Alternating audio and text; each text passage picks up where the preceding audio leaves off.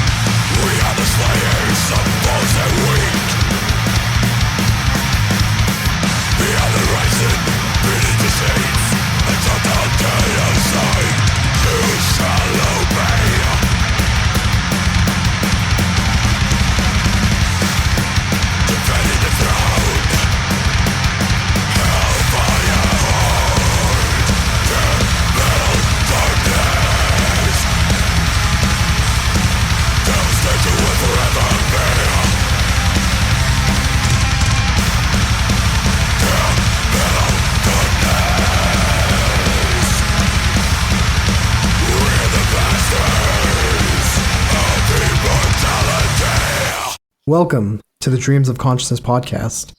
If you'd be so kind, would you mind introducing yourself? Hi, this is Martin from Demonical in Sweden. And how would you describe the music of Demonical? It's death metal, plain and simple. Some prefer to call it some kind of old school death metal or Swedish death metal, but we usually just say it's death metal. So Swedish death metal meaning the classic HM2 sound with some melody, correct?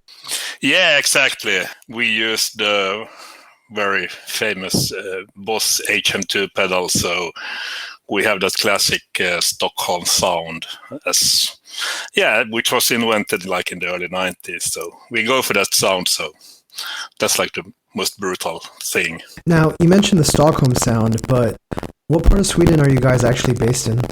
Each of us are living in different places around middle part of Sweden. I'm living in a small city, like 2-hour drive north of north of Stockholm.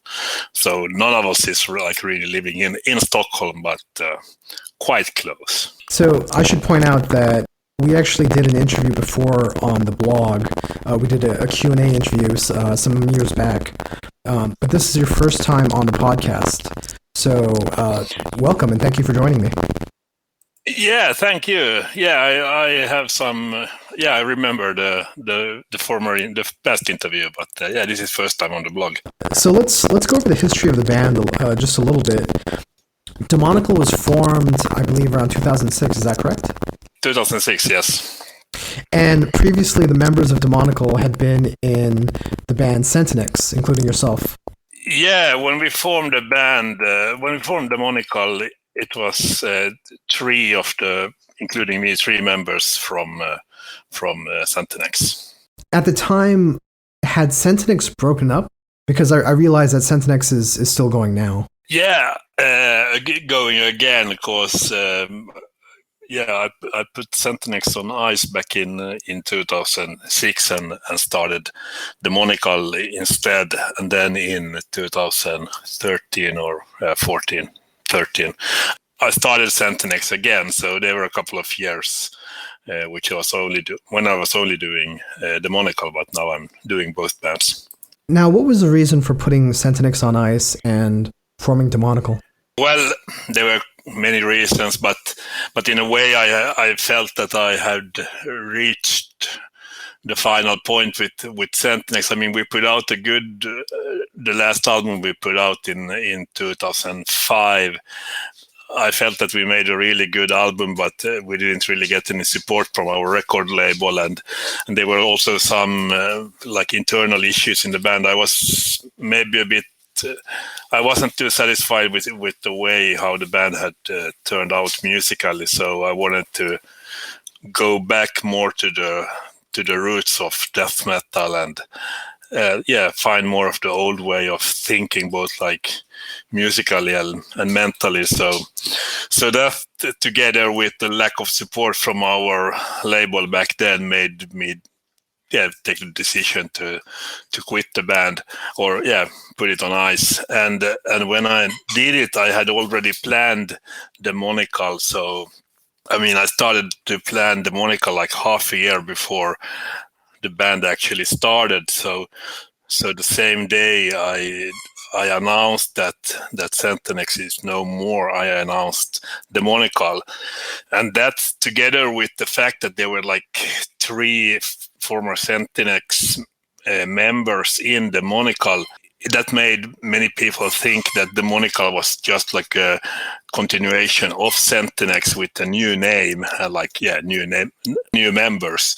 But I understand that, but for me, Demonical was a completely new band.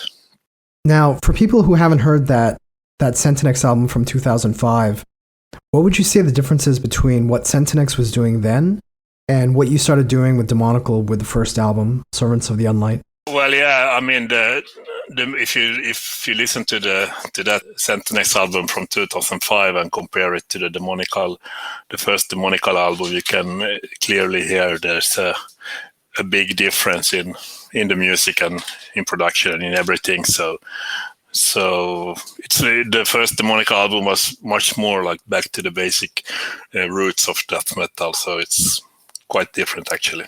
Would you say that Centinex had gotten too modern? In a way it had become too modern, because back then we had two really good guitarists in the band who were like almost competing towards each other about doing nice guitar solos and doing a lot of technical stuff. So it had the band had gone away from the original formula or the original plan I had for the band. So it had become something I wasn't like really satisfied with.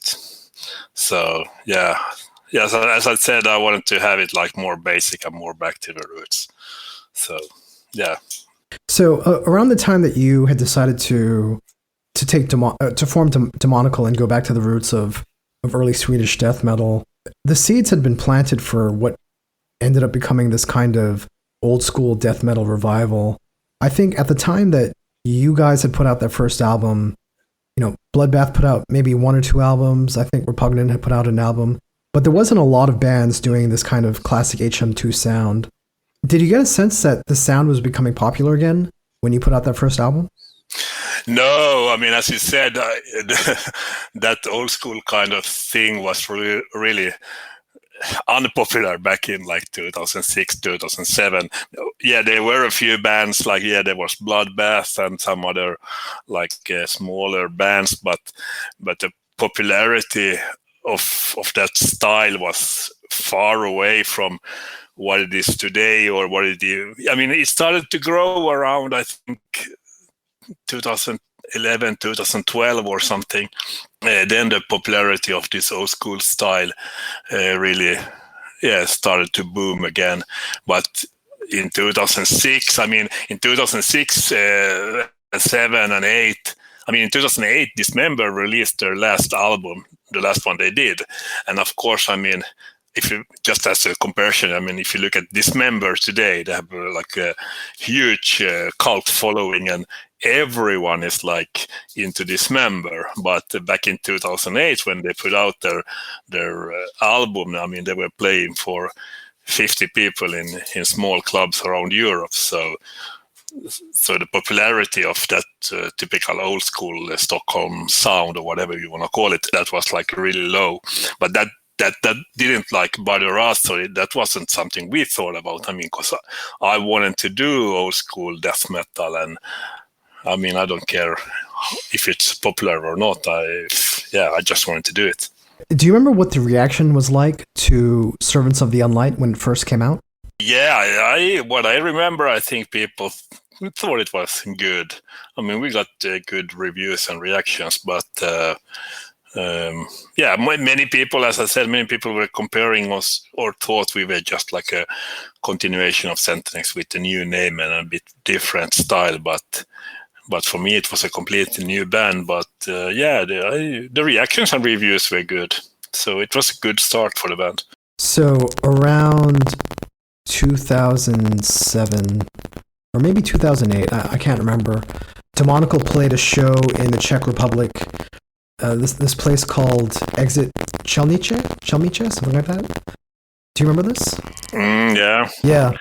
Yeah, it's in Prague in the Czech Republic. Yeah, and I was actually on vacation in the Czech Republic at that point, and so I got a chance to see you guys. And I grew up on that old Stockholm style, Entombed in Dismember and stuff like that. And of course, I knew Bloodbath and a few bands like Della Morte, but as far as I knew, there wasn't any kind of revival or any kind of movement towards bringing back old school death metal. So I was quite surprised to see a band playing that style at that time. Yeah, it wasn't the most common thing to do that back then. I mean, still, it was more like, I think the style which was quite popular back then was like this more melodic, like more this At the Gates kind of style or something like that. So, but this old school stuff wasn't so popular back then. So I'm curious, you put out a few albums, and then I guess around 2011, 2012, this style really became popular again. What was your reaction to that? I mean, I think, it was both good and bad. Of course, it's nice that the style you are doing becomes popular and more people start to enjoy your music. But on the other hand, as always, when something becomes fashion or trendy or what do you want to call it, there will be a lot of copycats and a lot of people are doing it due to the wrong reasons.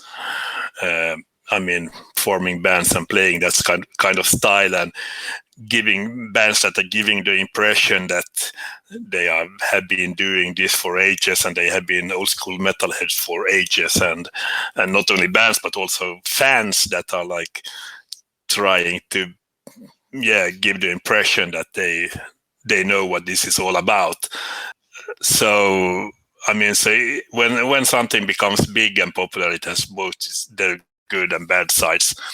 But for us as a band, it doesn't it doesn't really affect us in any way or something. But of course, it's nice when people enjoy the music. But I mean, we have been doing this since 2006 when this was really unpopular or not in fashion. So that should be a proof that we are doing this mostly for ourselves instead of pleasing somebody else. Did you benefit in any way from this new popularity for old school death metal? Yeah, I mean, the benefit we got was that I mean, album sales increased and we got more popularity and, building the band's reputation. So those were maybe the things.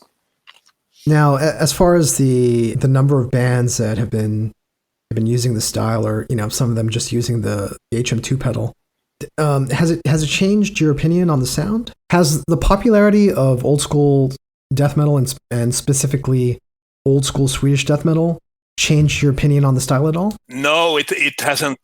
I mean, specifically the number of bands that have come out playing in a similar style. It hasn't changed my opinion about the music itself or the style. I mean, I still like it, but of course, when there are a lot of bands who I can hear who are not doing it for the right reasons or for the real love of it, then it makes me angry or pissed off.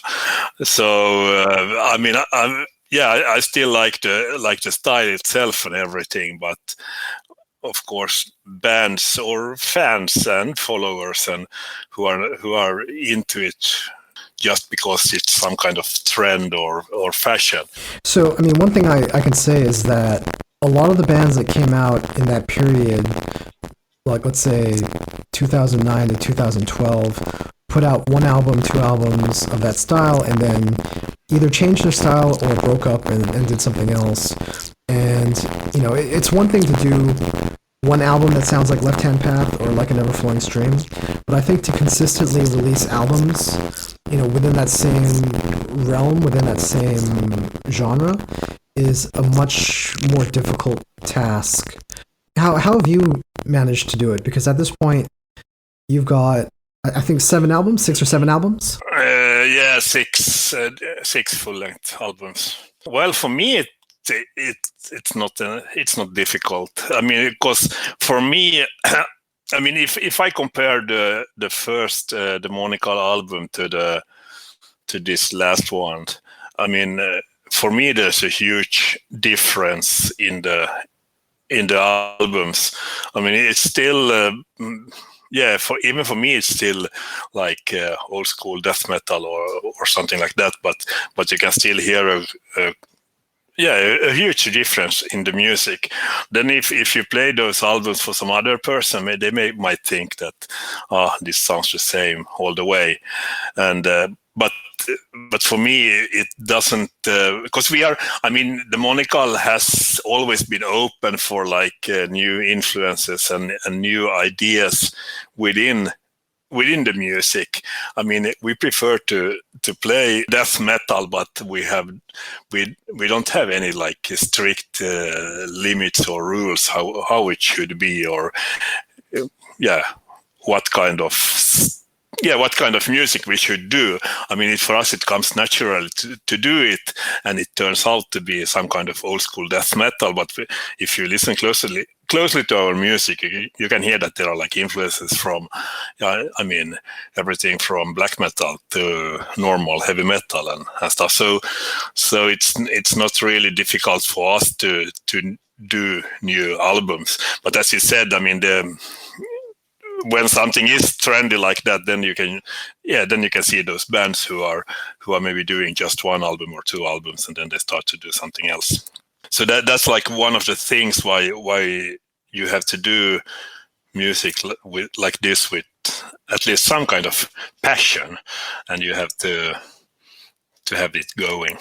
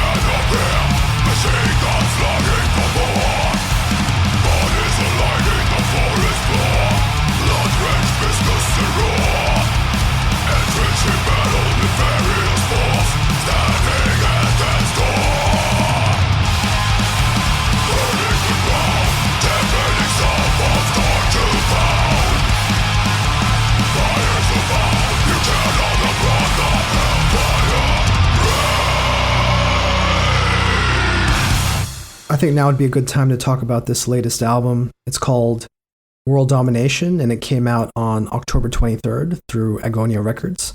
Tell me a little bit about the album. Tell me about the writing process and what you set out to accomplish with this album. I started to write the album like a couple of years ago. Actually, we released the Chaos Manifesto album, the previous one, in 2018, and quite soon after that, I came up with ideas for some new Demonical tracks, and so most of the music I wrote most of the music to this new album. Most of the tracks were ready already like a couple of years ago, or like 1 year. Like last summer, 1 year before we started to record the album. So, I don't know what to say. I mean, when we had the stuff ready, we wanted to record it, and we recorded it last summer, and now it came out. So the whole album process and everything has been quite as it usually is with this band. Of course, the difference this year has been with the COVID pandemic going on and everything, but that didn't affect the album process in any way, really. So, but I don't know. Everyone should check out the album. I don't know. It's hard for me to say so much about it. So I think when I interviewed you a few years back, you mentioned that your writing process starts with you demoing songs with your drummer and before bringing it to the rest of the band. Is your process still more or less the same? Yeah, it's basically more or less the same. I mean, I write the music. I mean, I'm a riff guy. I sit with the guitar and some kind of... Nowadays, I use the guitar and a very basic drum computer, and just make riffs and put the tracks together with the drum beats and everything. And so I have basically the clear idea regarding the track is pretty much ready in my... When I present it to the other guys. So when I have written all the tracks and made all the drum arrangements and everything, I record a demo of all the tracks and present it to the guys. And then they the guitarists, they learn the guitar parts, and the drummer memorize all the drum stuff. And then we start to rehearse the tracks for real. And while rehearsing them, we will then make the possible changes or whatever. And sometimes, I mean, when we then have rehearsed the track and made it ready, sometimes it's quite close to the original idea I had, and sometimes it's a bit different, like with different drum beats and different change of riffs and everything. So it varies, but the songwriting process itself is still as it has been for many years. That's the same way of doing it. On this album, which song would you say changed the most from your original demo to the recorded version? None of them, really. I think on this album, all the tracks are pretty much as I wrote them. But had to keep in mind that I play guitar, but I don't see myself as any hyper technical guitarist. So, I mean, all these additional guitar parts with leads and guitar solos and everything, all those are made by our guitarist. I usually just make the core of the track, the basic riffs, and then I have those ideas in my head that on this riff there should be some kind of guitar lead or something, and then I tell it to the guitarist that it should be here, but he comes up with all the ideas.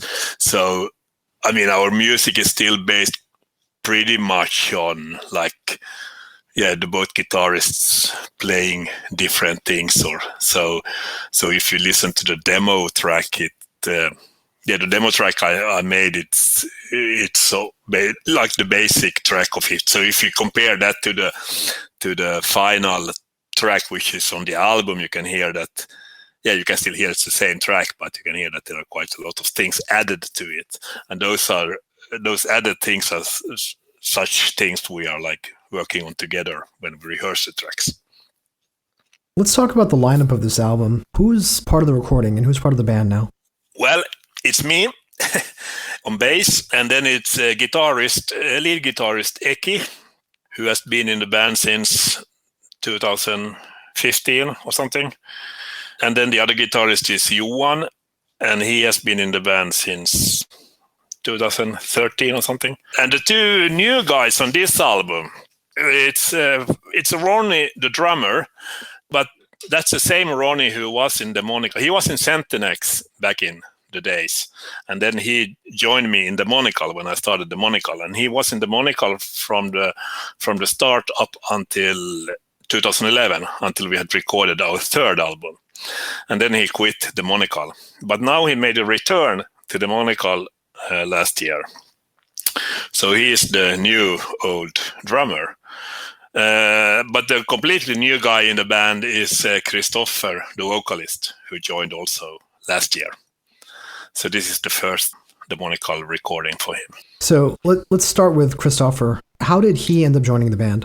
Yeah, our previous vocalist, Alexander, he left the band like a year ago, or he announced his departure last summer, the summer of 2019.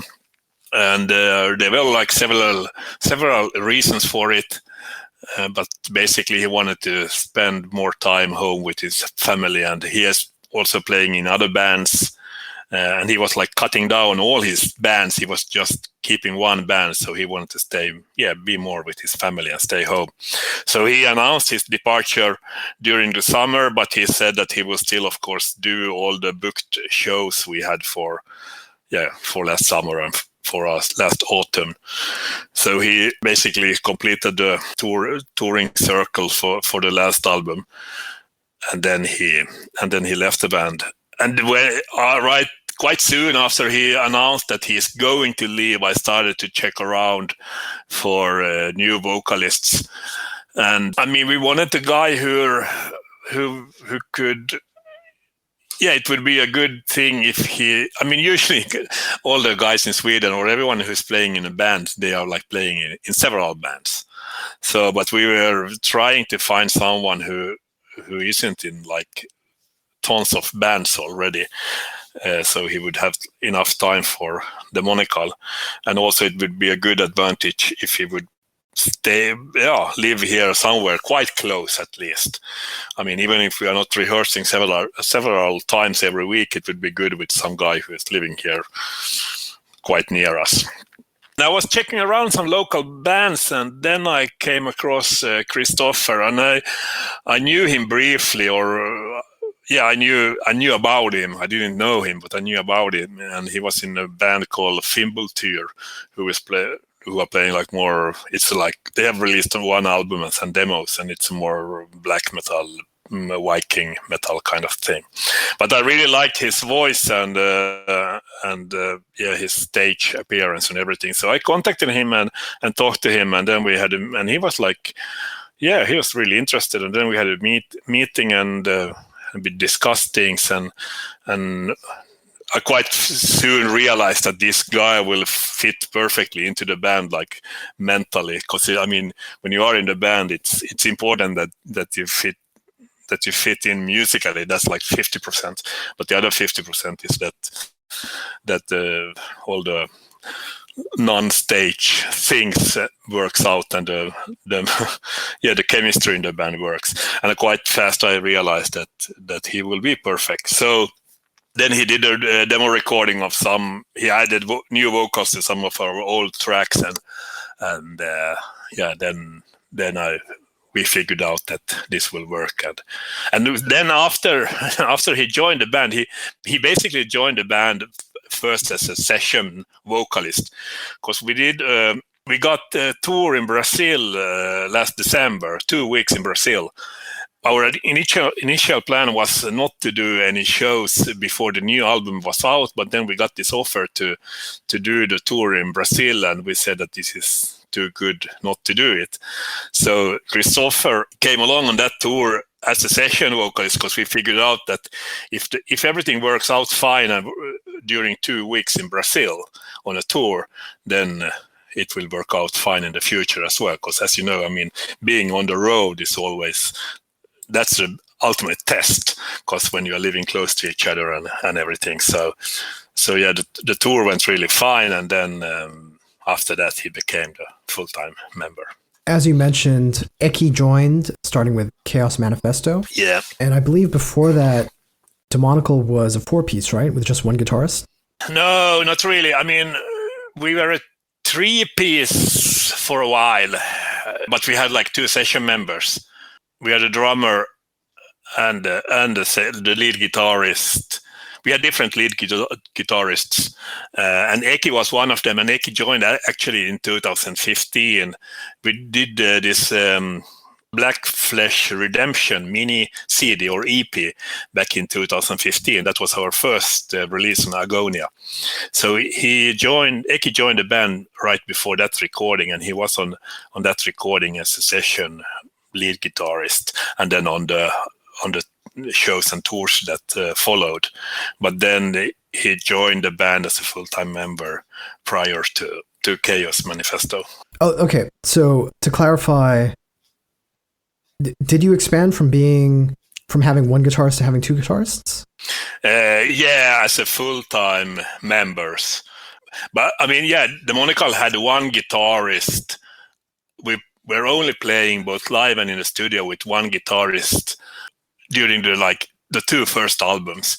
Then the 3rd album, Death Infernal, which came in 2011, from that one and forward, we have always had 2 guitarists, but it has only for a while, it was only one full-time member, and then the other guitarist was, different session guitarists. Okay. Okay. Yeah, I know the lineups and the history of the band is a bit complicated when you explain it this way.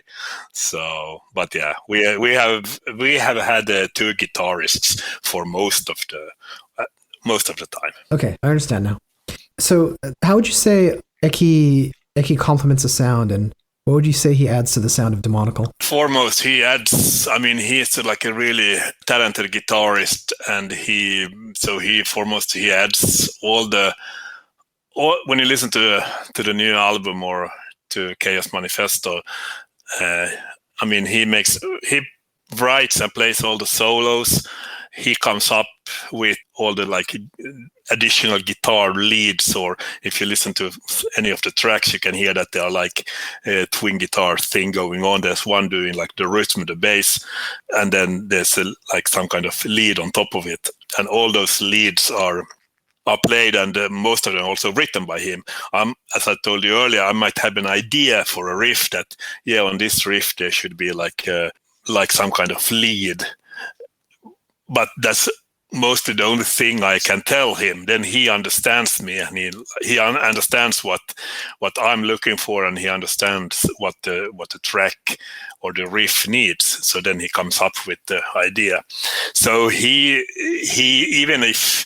even if I write most of the music in the band, it's still very much like a joint effort to make it as it sounds, and Eki has a very big part in the final process.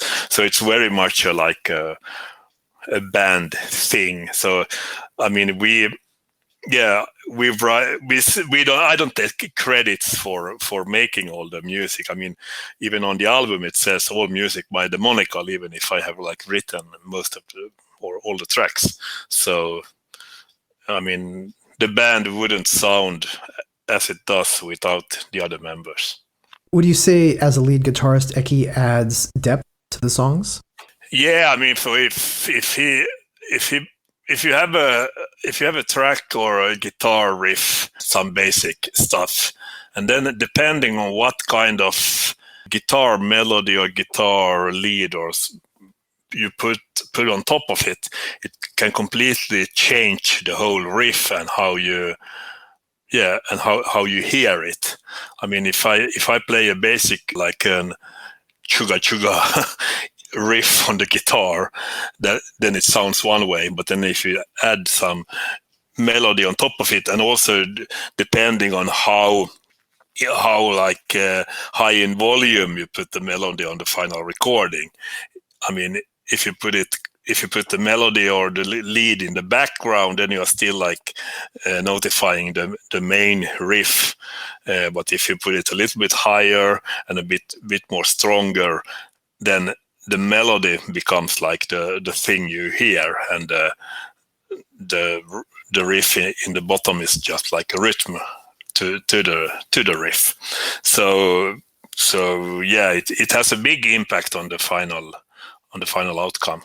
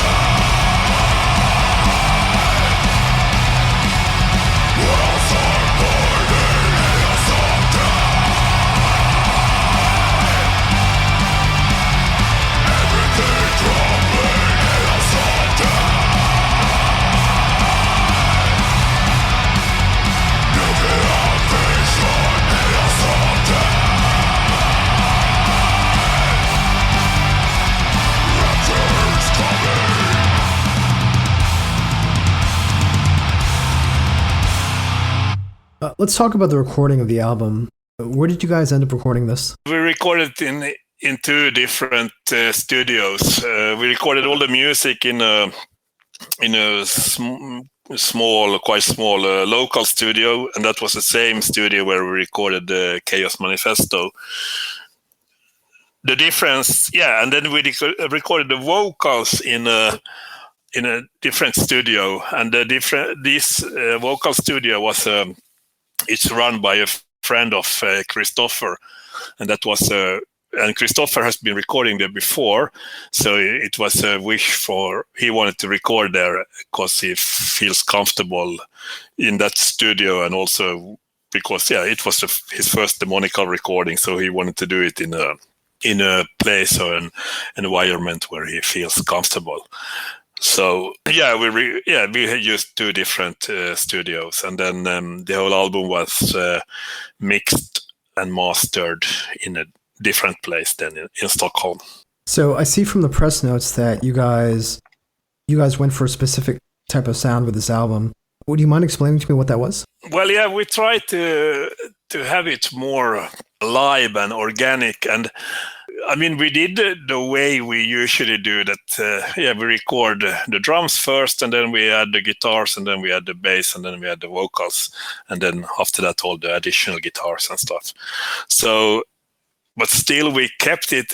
The main thing is that we only recorded like two rhythm guitars. Both guitarists, they just recorded the guitar once, and then we added the additional guitars. But for example, in the past, like almost on all albums, on all other Demonical albums, we have always recorded like 4 rhythm guitars. Each guitarist has recorded the stuff twice. So from that sense, I mean, even if there's only like 2 guitars on this album compared to the usual 4, it doesn't sound thin or anything.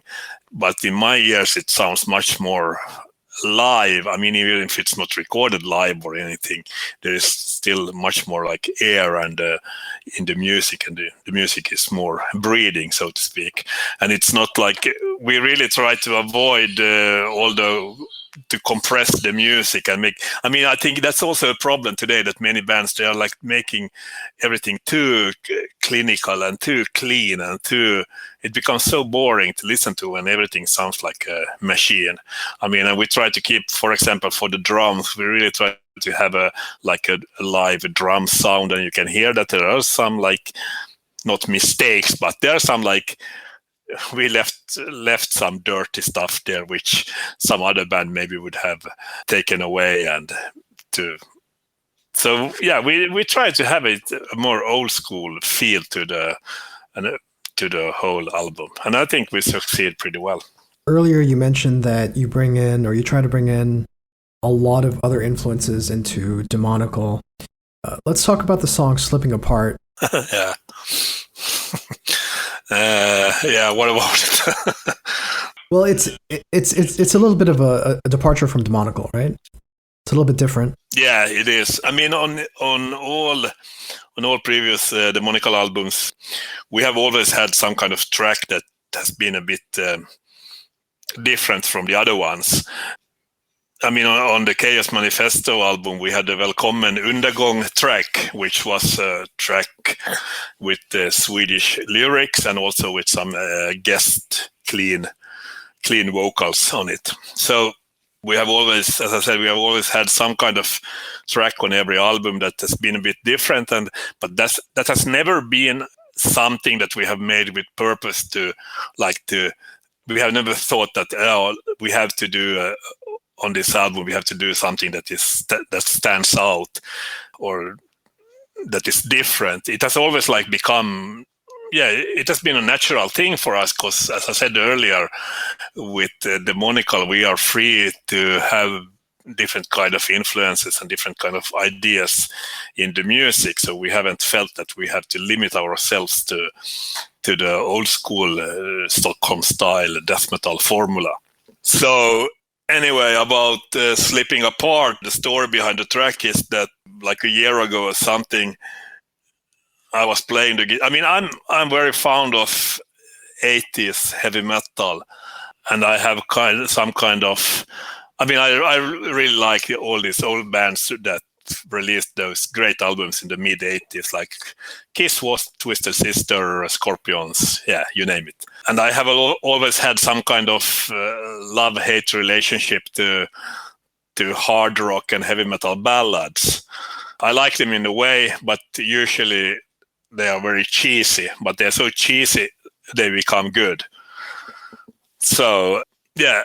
So I was just playing guitar, and then I came up with, I think it was like the verse riff, or maybe it was the chorus riff, I don't remember. And then I just got this idea to write a track that would somehow remind of a mid-80s heavy metal ballad.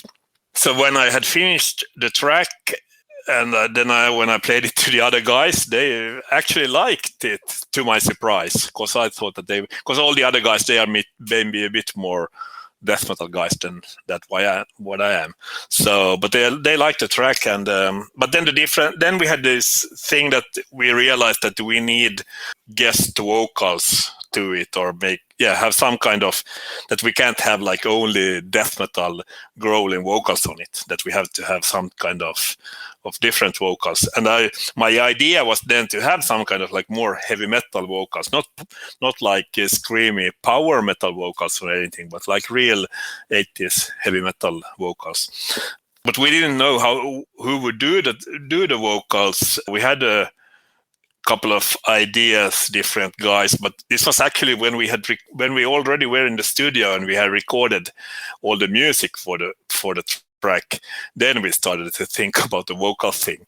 So then, we had a couple of names in mind, and then this guy who is on the track, Nils Patrick Johansson, he was. He was one of those, and which I contacted, and he was like really into the idea. And when I was listening to his previous work, I realized that his vocals would really fit the track. I mean, his voice is really like, he's called actually, some people call him the Ronnie James Dio of Sweden. So his vocals do really remind of Ronnie James Dio. So. Yeah, I think it, and that track turned out really good. And of course, we knew that some people might have some opinions about it, but once again, it didn't really bother us in any way. I think the track is great. Well, the album is out, and so people have gotten a chance to listen to it as we have this conversation. What were the reactions to that song? Well, most of the reactions have been really good. I mean, people have thought that, they like the concept of the track, and they like the idea of the track, and they like how the two different, I mean, Christopher's vocals, how they fit and how they match into this track. And so, so most of the reactions have been really good, but of course there have been some like pure death metal warriors that have said that it's sellout or it's too commercial or whatever. But I mean, that was no surprise for us, and that's like really nothing to I put too much thought on. So but in a way, maybe the reactions have been a bit more positive than what I thought. I thought maybe that the reactions, that there will be a bit more negative reactions, that it has been a bit surprised that people have liked the track so much. So you mentioned Dio, you mentioned Twisted Sister, you mentioned Scorpions. Would you describe Slipping Apart as a power ballad? No, some kind of death metal ballad maybe. So it's not like most. I mean, there are those power heavy metal ballads that are much cheesier. If you take away the vocals and everything, it's still it's not too soft. It's like perfect.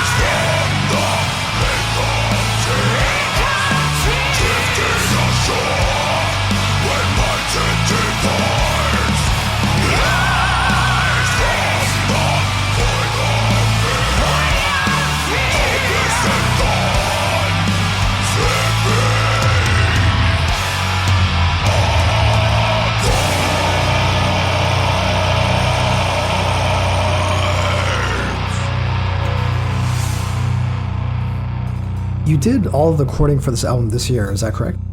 Yeah, we recorded it during June. We recorded all the music during... We were in the studio basically the whole of June, but we weren't there every day. But we recorded it took the first 3 weeks of June to record all the music. And then the last week of June, we recorded all the vocals. And then the whole album was mixed and mastered during July. So it was done, between 1st of June and last of July. Now, did you have any problems recording the album due to the coronavirus pandemic or any lockdown restrictions? No, not really, because, first of all, as you maybe know, or as most people know, the Swedish way of handling this pandemic is and has been quite different than the rest of the world. During last spring and summer, many European countries, they have went to complete lockdown with completely closed borders and everything. But Sweden has tried to be quite open all the time. They have had recommendations for people how to be and how to react and how to behave, but there hasn't been any lockdowns. So for us, it didn't. Also because the thing is that we don't live in any big city.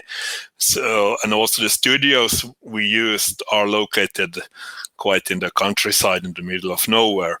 So for us, we didn't really notice. And up here, you don't really notice that there is a pandemic going on. You might notice it when you are in Stockholm or Gothenburg or some other big Swedish city. But up here, the whole year, you haven't really you haven't seen any difference from any other year.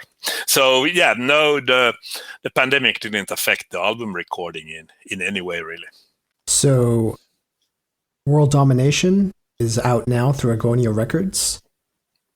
Martin, tell me what the best way for people to order the album would be. If they can't find it in their local record store, they should order it from Agonia Records. Of course, they have different distributors in different countries. So maybe people know, they should check their local, the most known distributor in each country. But otherwise, they can always order it directly from Agonia Records and go to the Agonia Records web shop. That's found through agoniarecords.com. So there you can always order it. Otherwise, you can check your local record store or something. Now, tell me about the physical editions of the album. It's available as a regular CD, or it's like a digipack CD with a slipcase. And then there are 4 different vinyl versions. There's a regular black version, which is unlimited.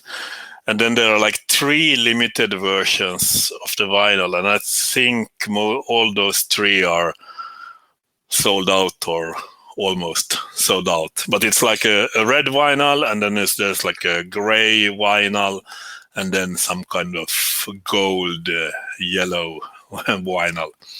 So those are the 3 limited ones. But I think those are, or most of those are only available from Agonia Records. But I don't know the actual status if they are sold out. So I think it's the best to check out agoniarecords.com and go to their web shop and see there if it's available or not. And then of course also the album is available on all on the on Bandcamp, and you can stream it on Spotify and everywhere. So I saw the transparent smoked version of the vinyl on the Demonical Bandcamp page. I believe there's still some copies of that left. If people listening to this podcast want to rush to the Bandcamp page and pick it up before they disappear, there might be some copies of that when this podcast premieres. And if people want to follow Demonical online, what's the best way to do that? Well, we have the website demonical.net, and from there you can click yourself further to. We have all the social media accounts. We have the Facebook page, the Demonical official Facebook page, and we are on Twitter, we are on Instagram, and we are on YouTube, and yeah, everywhere. But I think the best is to start with the demonical.net. From there, you can go further. So we mentioned Centinex a few times on this podcast. Centinex actually put out an album earlier this year. Do you want to talk about that briefly? Yeah, sure. Yeah, I have to think. Yeah, we put out Death in Pieces in May this year.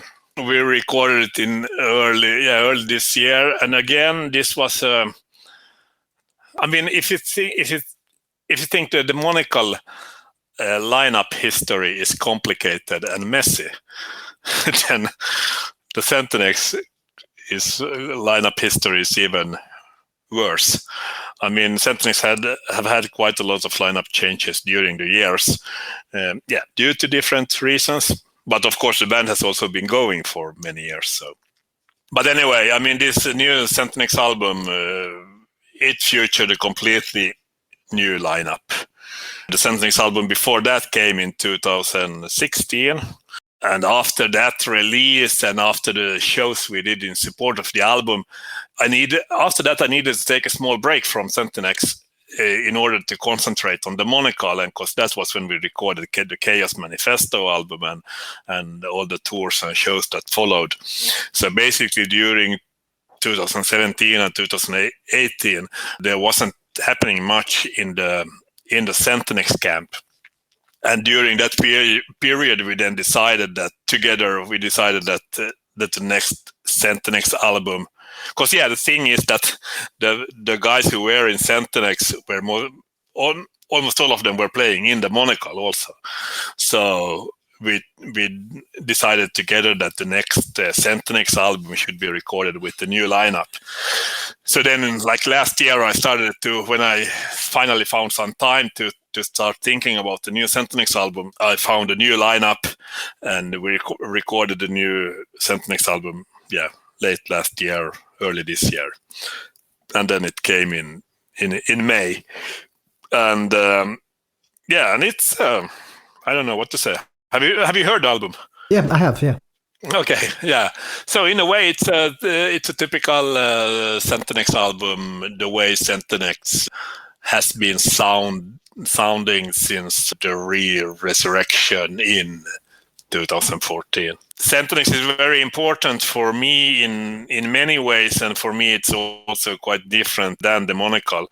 I mean, for some other people or someone listening to the Demonical and Centinex, they think it's like, it sounds the same, but it doesn't. It's completely, both musically and mentally and everything, it's two completely different things.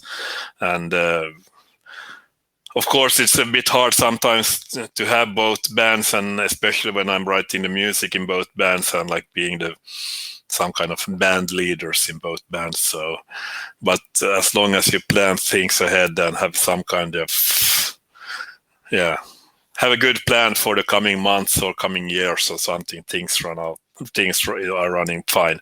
Of course, now this year, I mean, the whole thing with this latest Centinex album was that we recorded it we were finished with the recording in early this year, and then we had to have it out in May because we had a lot of shows and summer festivals booked from